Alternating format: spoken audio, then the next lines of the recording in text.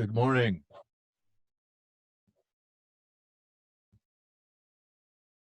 So, any questions about anything before we get going on the next chunk of material?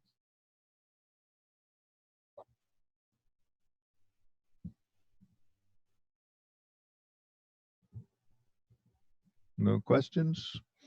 Okay. So, the next topic is when we have different size data that we're manipulating on the computer. The computer has instructions built into the instruction set on the CPU to manipulate things in chunks of bytes or 2 bytes or 4 bytes or 8 bytes or whatever. And we reflect that in our high level language in C with these different data types that we have. Char is a byte, short int is 2 bytes, ints are 4 bytes, etc. So the question comes up when we start moving things around from something of one size to something of another size. What are the rules for how that happens, and what do the bit patterns look like when you do that? So we're going to look at the ideas of expanding and truncating, moving something from a smaller to a bigger one and moving something from a bigger one to a smaller one.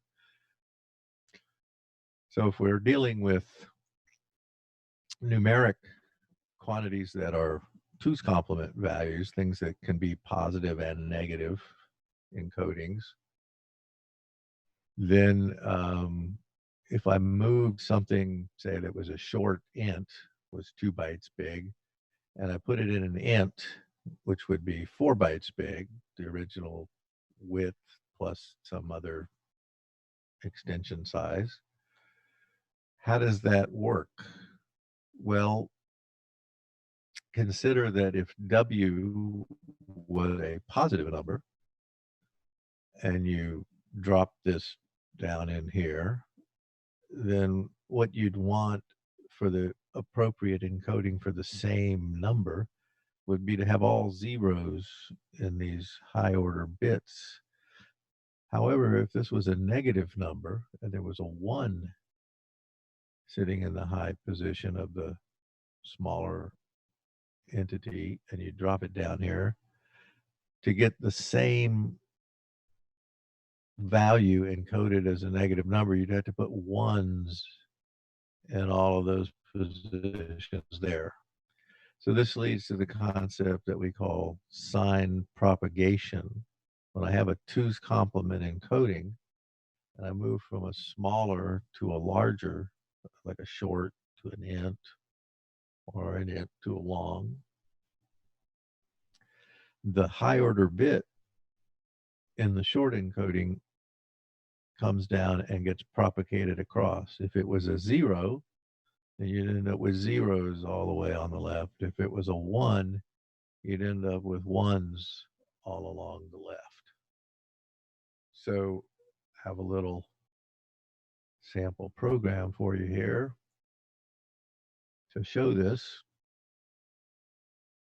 We have an int, and we just put 0 in it.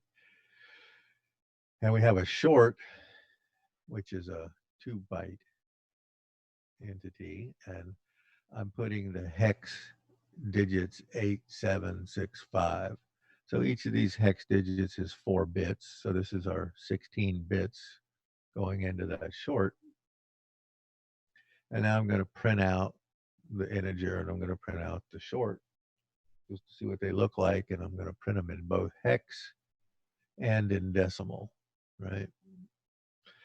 And then I'm going to take the short and I'm going to stick it in the int, which is just like this thing here. Take the small one, put it in the big one. And the thing that we have in the short, you'll notice that the leftmost bit is a 1, right? Because in the 8 is a 1 0 0 0 in those leftmost 4 bits. So you'll see the 1 bit get propagated all the way across when we print out the integer here and look at it in hex. So let's just run the thing.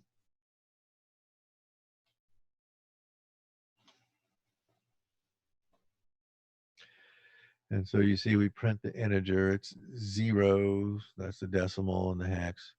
And there's our short, which has got these 4 hex digits in it, which is this number minus whatever the heck that is in decimal. And then after we take the short and cram it into the int, you'll notice that the 1 bit that was in the high order position here for the 8 has gotten propagated all the way across those other positions until we have all ones on the left, bunch of F's, right? And you'll notice that it's still that value. That's the idea. We want to have the same value to get the proper encoding as a 2's complement in the wider one. You need to propagate the sign bit across. Does that make any sense? If the number had not been negative, you'd see zeros showing up over here in those leftmost 4 hex digits. So this is sign extension. So we have some examples. If we had our favorite number, 15 through 13, and we put it in a short int, and then we take the short int and we cast it as an integer and put it into this integer. And we take this negative 15 through 13, put it in a short, and then take that short int and cast it as an integer. The 15 through 13 is this in hex, which is this in binary. Notice it's positive, the leftmost bit is 0. And when we put it into the int, we get sign extension. It drops the value in there, and then it extends the sign bit all the way over. So we get the proper encoding for positive 15 through 13 in this many bits. The negative one, notice, has a 1 in the sign bit. You drop that down, and then you propagate the 1 all the way across, and that's the proper encoding in this width of bits for the same number, 15 to 13, just like in our example that we did in the program. Any questions about sign propagation? Now, this is because we are dealing with 2's complement encodings, integers and short integers. If we were dealing with unsigned, we had an unsigned short, and we put it into an unsigned int, it would always put zeros in the high order positions, right? Does that make sense? Even if there was a 1 in the high bit position for the unsigned short, because it's just expressing a magnitude. It doesn't have negative encodings in unsigned, right? So you don't get the sign propagation, you just zero fill the bigger one when you're going from an unsigned to an unsigned. Okay, so the counterpart of extension, going from a smaller one to a bigger one, is going from a bigger one to a smaller one. And the idea here is, well, it's simply going to truncate off the higher order positions and move the bits from the low order positions into the result. So you may not get the same number, certainly, that you started out with.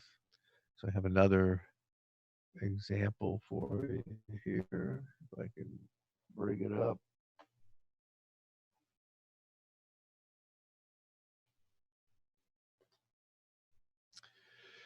So we have our int, the bigger guy, and we're putting these hex digits in all 8 hex digit positions of that 32-bit integer. And notice that it has a 0 in the high order bit. 0111 is the 7 in the leftmost 4 bits. Start the short off with the 0, print them out. Now take the integer and put it into the short and see what we get in hex and in decimal. So let's compile this guy.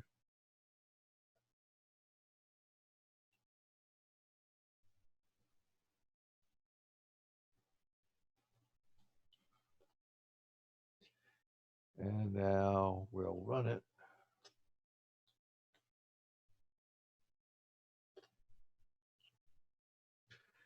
And we see the 8 rather, hex digits showing up when we printed them out there. And this is what it is in decimal, this big whopper number, whatever that is. And then this is just the zeros that we got in the short in hex and in decimal. And then we did the assignment, put the I into the S, and you notice that the S has the rightmost 4 hex digits in its 16 bits. It just lopped off, truncated off the high order 4 digits there in hex. And that's this decimal number here, right? Make sense? So going from a bigger one to a smaller one doesn't make any difference whether it's 2's complement signed quantities or unsigned quantities. You're always just going to lop off the high order part, and whatever the interpretation of this piece that's left is the number that you have, right? It's perfectly possible if I had in this position here where the 3 is, if I'd had an 8 or bigger hex digit sitting in there, then when I looked at it here, it would look like a negative number, right?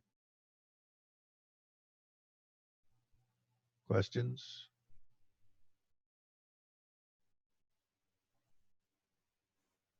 Okay. So the rules are expanding unsigned always does the zeros to fill it. Expanding with the signed entities does sign extension, and that gives you the result that you want, a proper encoding in the larger number of bits for the same value you had in the smaller number of bits.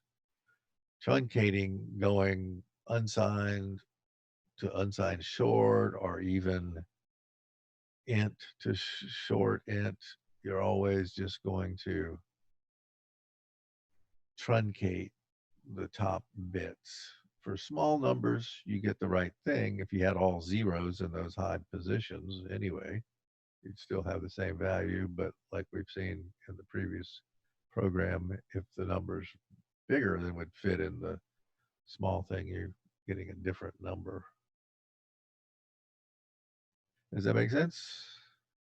Questions about sign extension or zero extension for unsigned or truncation? Yeah, I'll take these little guys and I'll stick them up there at some point in the Canvas files. Okay. So now let's look at what happens when we start adding numbers together or multiplying them, what's going on the computer. So the first thing that they show here is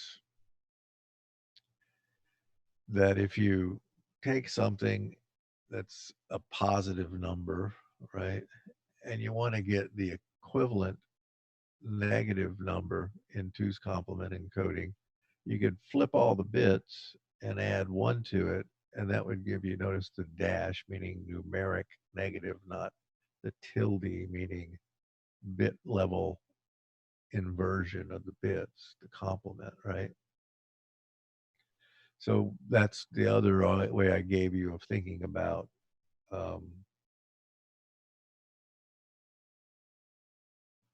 2's complement.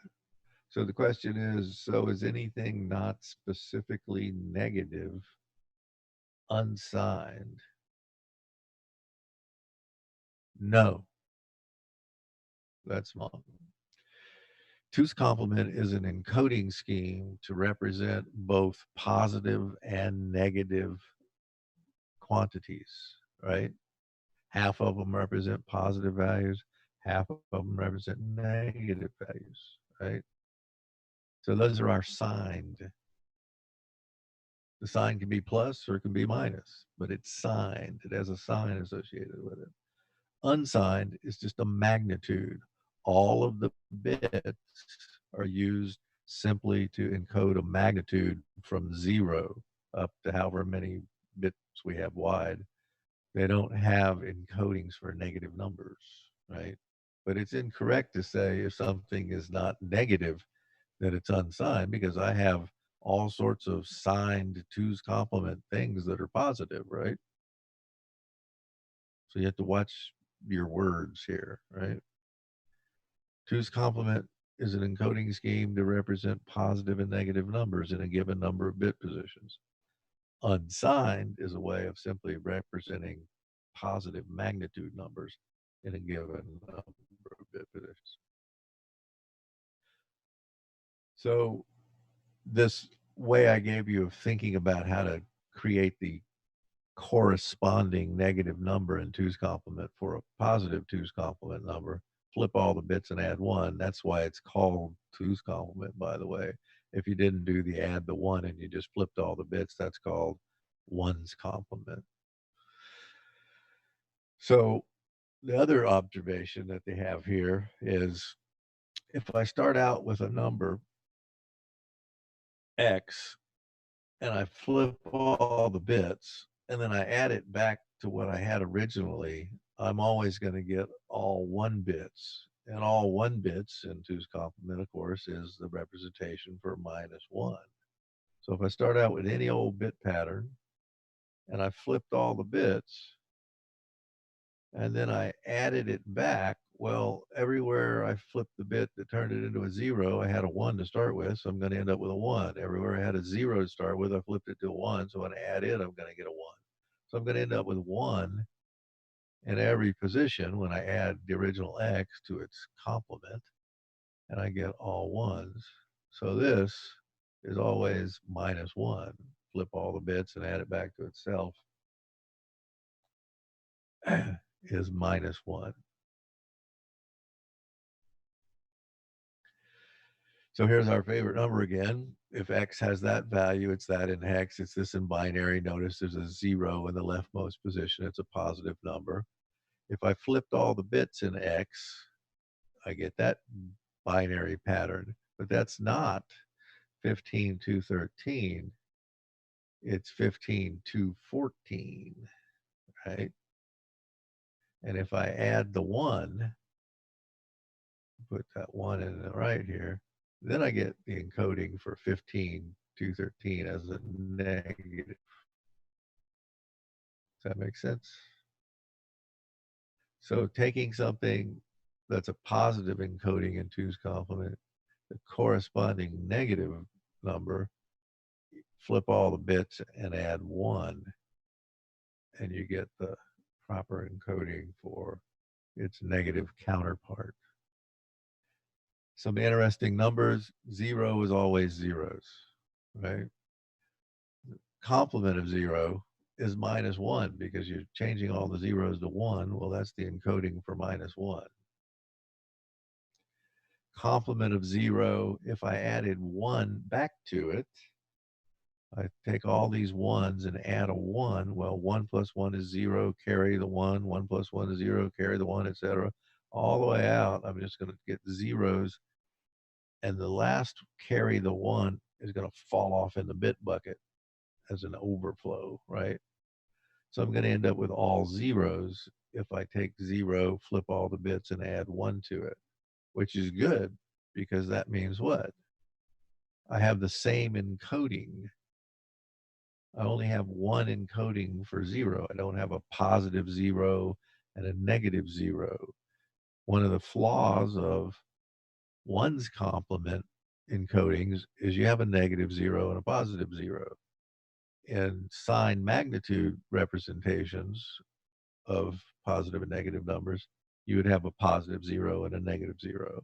And we'd have to account for that in the circuitry when we're doing less thans and greater thans and all this equal and all this kind of stuff in a numeric context. So it'd be a pain. So that's one of the reasons why we use two's complement encodings on the computer when we build the circuitry. We don't have to deal with all the crazy things that come up when you have multiple ways of encoding 0. In two's complement, we only have one way that 0 is ever encoding, and it's just what you want it to be. It's all 0 bits. Questions about any of this stuff?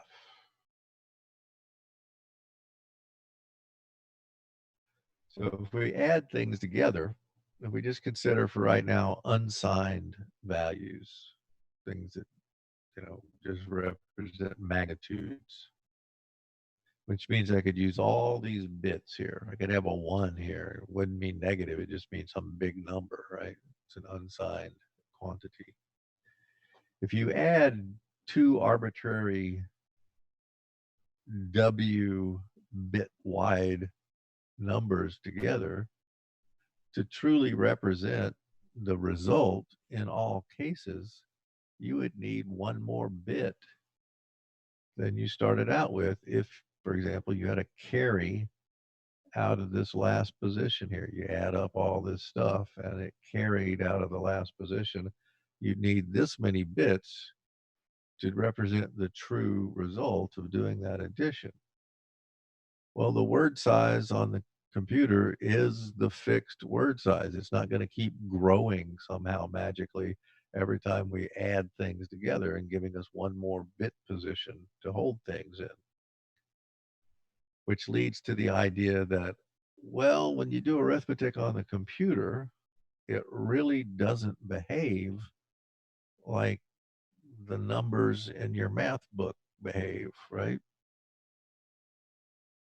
It's more like a modular arithmetic, mod 2 to the W, where W is the number of bits. So if I did an unsigned add in W bits of two things, U and V, the true result of what U and V is supposed to be, mod 2 to the W, is actually what you get, because that mod 2 to the W is this guy possibly overflowing, right?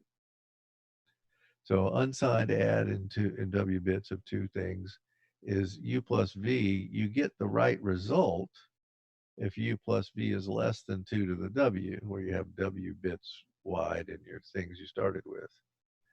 But if the true result, U plus V, is greater than or equal to 2 to the W, what you get is the true result minus 2 to the W, because that guy is effectively subtracted off the true result by throwing it into the bit bucket, right?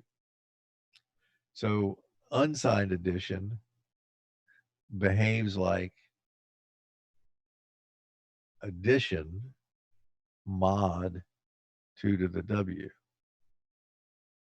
And so the picture for this, like that, if we just had 4-bit integers instead of 32, right? And as these values get bigger and bigger and bigger, and you add them together, you get the numbers that you're going to get. The true numbers would look like that, but we don't have the true numbers because it's mod 2 to the W. When you get up to 2 to the W plus 1, you overflow, right? Things that are bigger than that.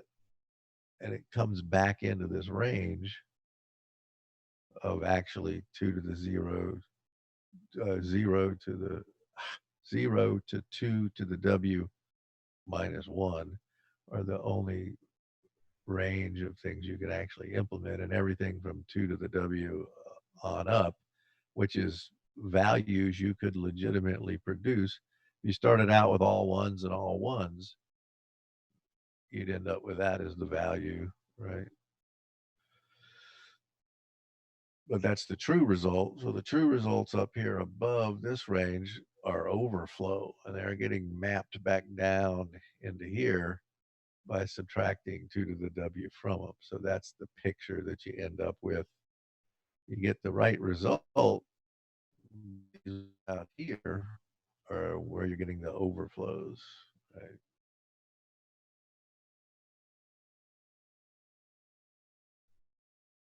So if we want to look at it from the point of view of the math book, right? What this is behaving like is a thing we call an abelian group. And for those of you who haven't had that piece of mathematics, that you can learn that in a course called modern algebra. In modern algebra, they teach you about these mathematical structures called groups, rings, fields, integral domains. And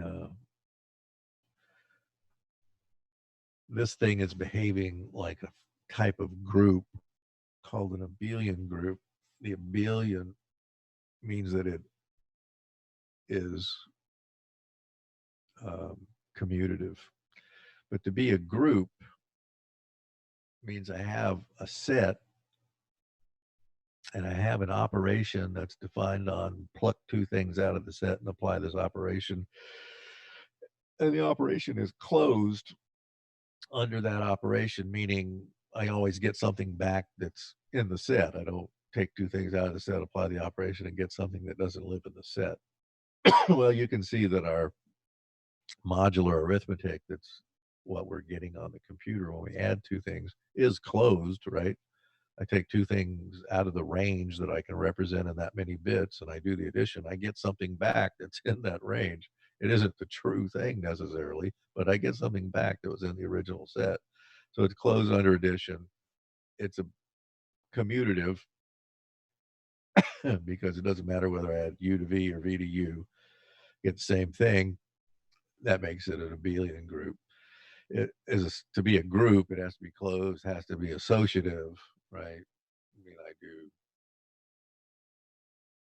one and then the other two, or the first two and then the third one, I get the same thing. So it's associative. And to be a group, it has to have a thing called identity for the operation. Our operation here is addition. And zero is our additive identity. So I have an identity and I have an inverse for every element, right, in my group. So it's behaving like this mathematical structure we call an abelian group. It's not behaving like the integers. The actual integers have other properties that this thing isn't behaving like.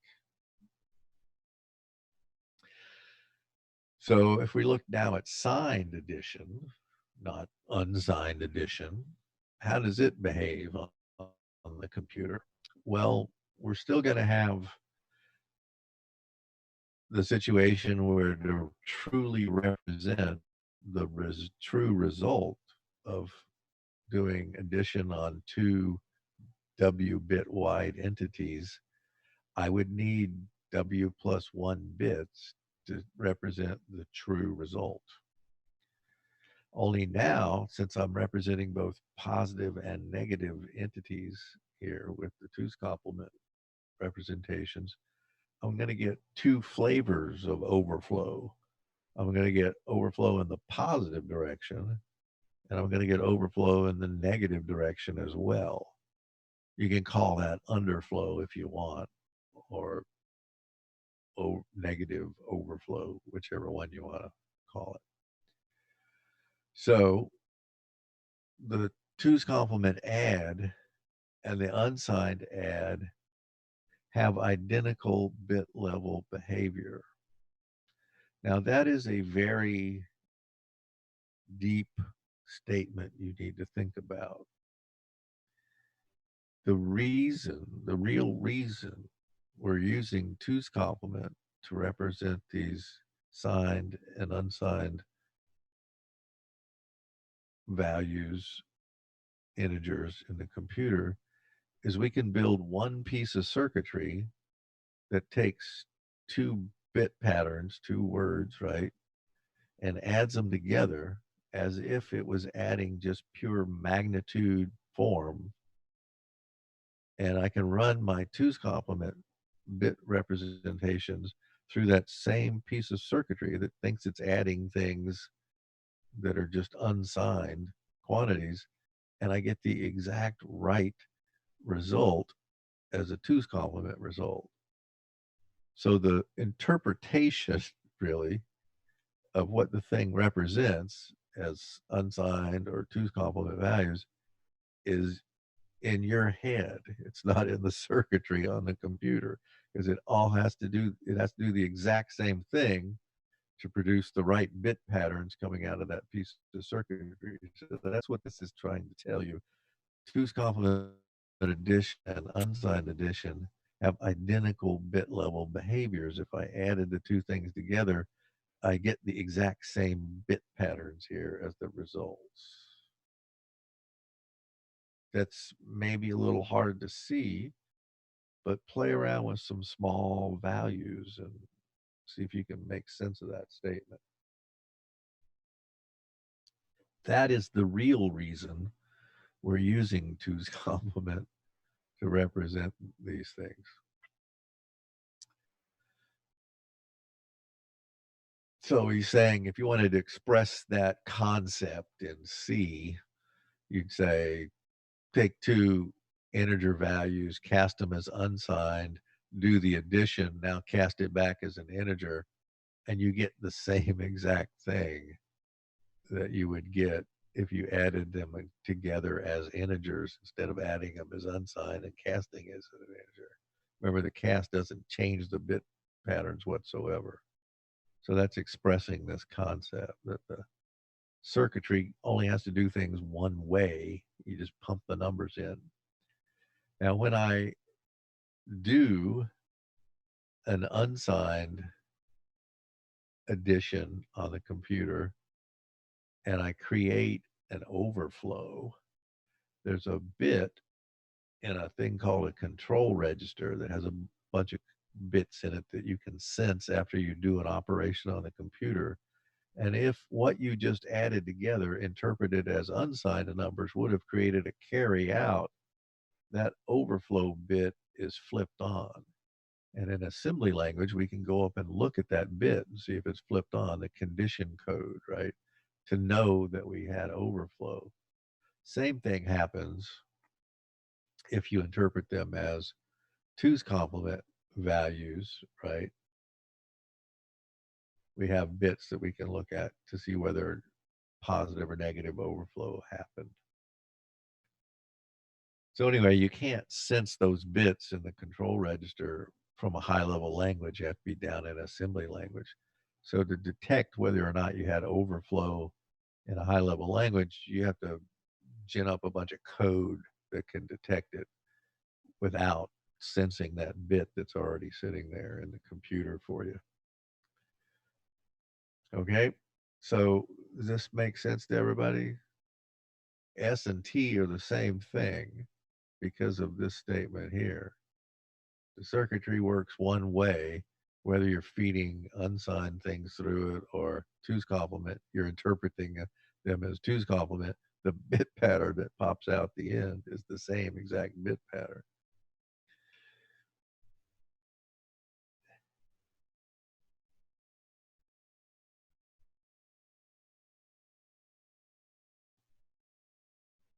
What happens if I add two shorts and it results in an overflow,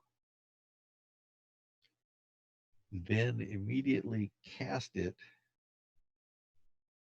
to an int in the same line?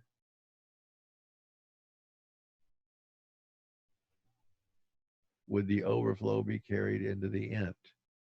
No.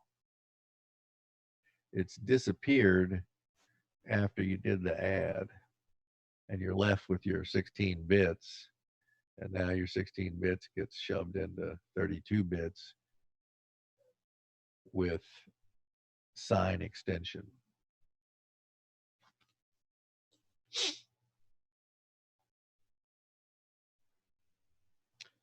So the picture for adding two's complement things, a bunch of bits that I'm interpreting representing two's complement values, looks like this. I get the true result in the middle here. But when I get up here, I get positive overflow. And the positive overflow is behaving a lot like the um,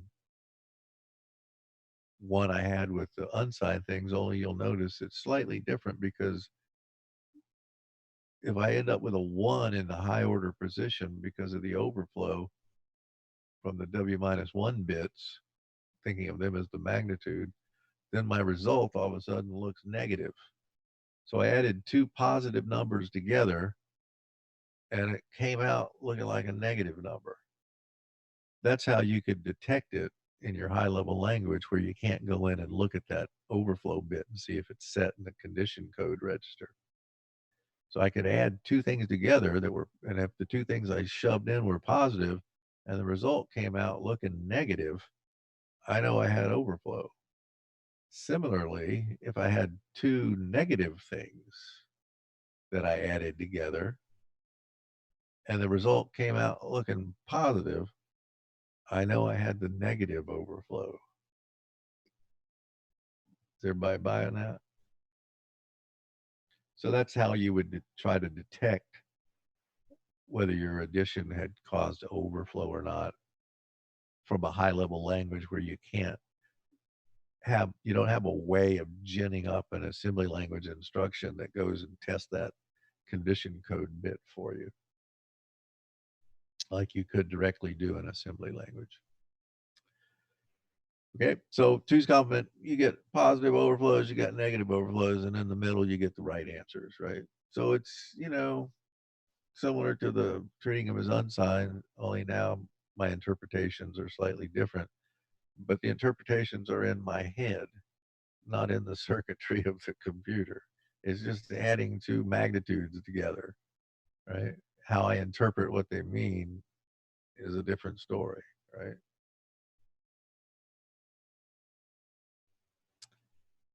That's a little bit strange, but think about it.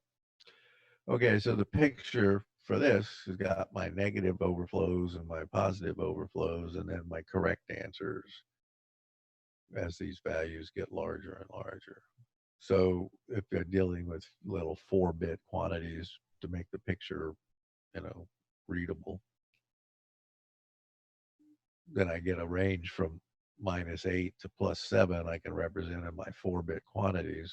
And whenever I get out of that range, I've got overflow. So expressing it in terms of the width of the bits, not just specifically 4, if the sum's greater than or equal to 2 to the -1, not 2 to the W like it was with the positive guys, right? With the unsigned guys, it turns out looking like it's a negative, right?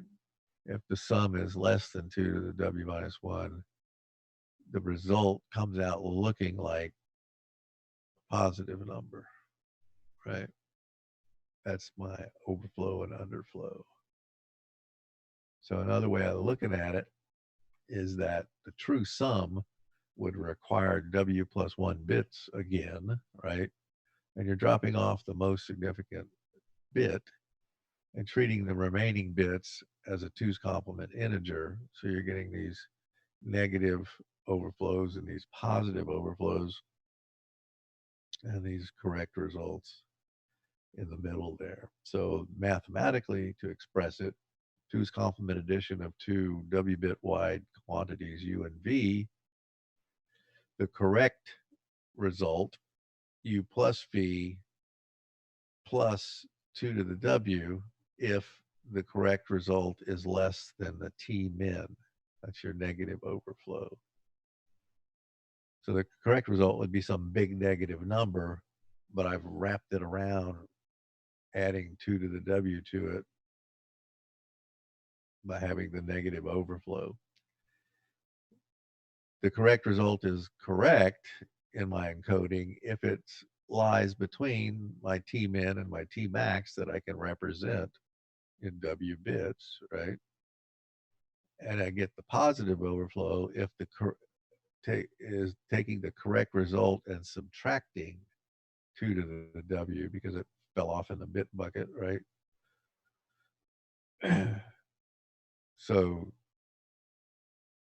U plus W is greater than my T max, the biggest thing I can represent, then that's my positive overflow. And effectively, the result that I'm effectively getting is the real answer minus 2 to the W.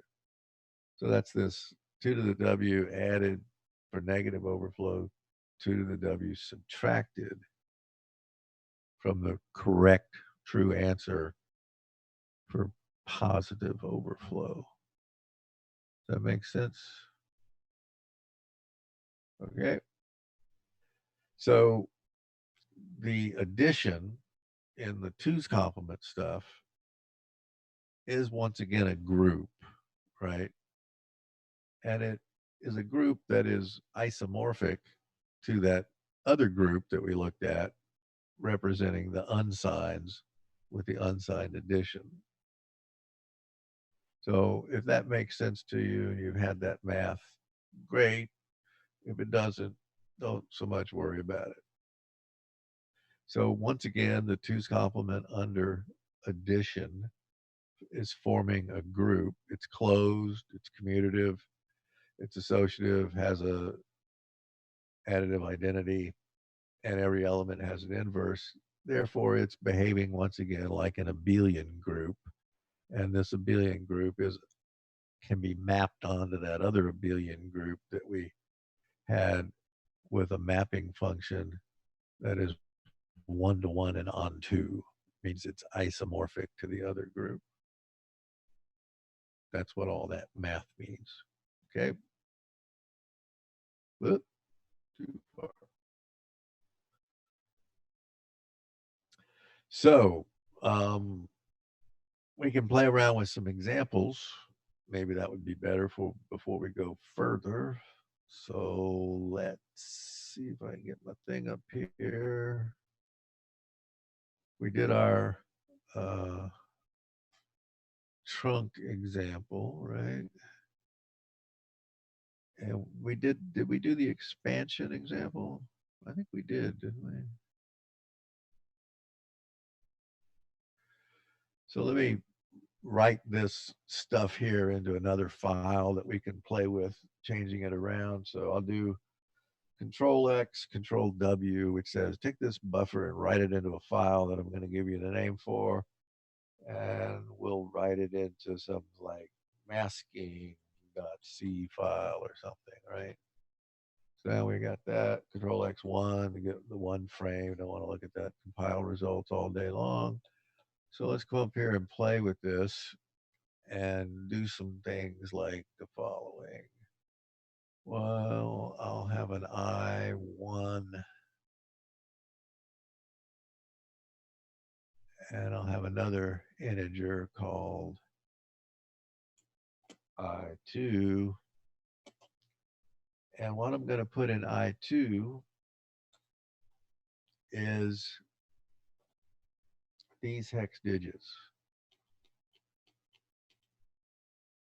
7 Fs and a 0, right? So in the rightmost 4-bit positions, I have a 0. And in every other position in this number, I have a 1. And so now I'm going to not bother about printing out my S guy anymore. We don't want to play with him. In fact, we'll just get rid of this statement here by commenting it out. That's a single line comment, right? // And then here what we want to do is we want to do a and of the two things. And so when I make yet another, just to not confuse you off the bat, I'll make me an I3, who's an int. And here I'll say I3 is equal to I1 bit level and with I2. And then I want to print out my I guy again. Control space, sets a mark, move down. I've got the region marked now. Alt W throws it into a buffer for me. Control Y yanks it back. So we have the I needs to change it to I1, right? So we'll see what I1 looks like. And then we'll come down here, we'll yank it again, get another copy, and we'll say this is I2. And then down here, we'll say this is I3. Oh shit. I gotta change it in the, excuse my French. I gotta change it into variable names too, or it's not gonna do much good. And down this one. Okay.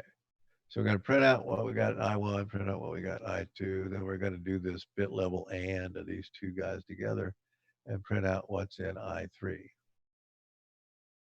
Anybody want to posit a guess as to what I3 is going to look like? Okay, so I want to compile it.